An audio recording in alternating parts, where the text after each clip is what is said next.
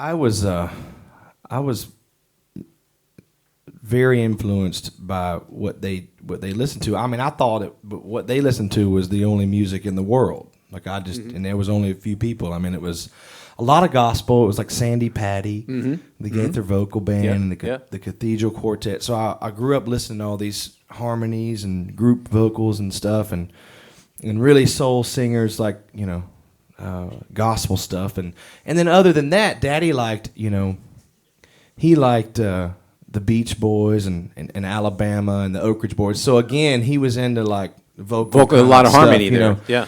And so that was big into, like, that's what I really listened to. And then Daddy would listen to country radio, you know, so I got to hear, you know, riding in the truck with him, it was still a lot of that, because that was what was on the radio. Kenny Rogers. You know, Daddy had a beard. It wasn't white yet, but he was like, Mama was like, I can't wait till your beard gets white like Kenny Rogers. My daddy's name is Kenny. Oh, so I mean, okay. it was like, you know. Yeah. So that's the kind of stuff that I listened to when I was a kid, and I didn't even know, you know, about the other stuff until later in life. Yeah, yeah. You know? Was there one artist in particular, whether it was, you know, that young or maybe in high school or even in college, that you heard that you went, you know, I want to do that. I need to do that. Oh yeah.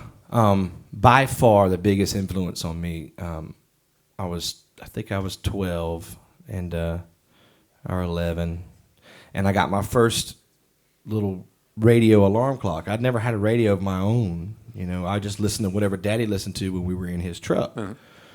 And so I got a radio for Christmas, and I put it beside my bed, and I'd listen to it at night, and I would go through the channels, and so I heard Garth Brooks, and I mean, you know, I heard these stories, and I heard this voice that was, you know, like he was sitting right beside me, just talking to me, you know, in his songs, and that really was a big deal to. I mean, it just hit me, and I just. So then I got even more serious. I mean, I just writing songs, and I got into writing that kind of stuff. And so then when I was 17, I got to see him. I had an older girlfriend at the time. And you devil you. Yeah. And she bought me tickets to go see Garth Brooks in Charleston, South Carolina, and he was recording that double live album. And so I got to see that show, and it's the only time I've ever gotten to see him, even when I did get the song that I wrote for, you know, that he recorded, and he did all these shows in Kansas City and all this stuff, and I was like, and I was already on the road at that point. I had just gone on the road, and I just couldn't. I haven't seen him since. So, but 17 years old, Garth was a big part of my life.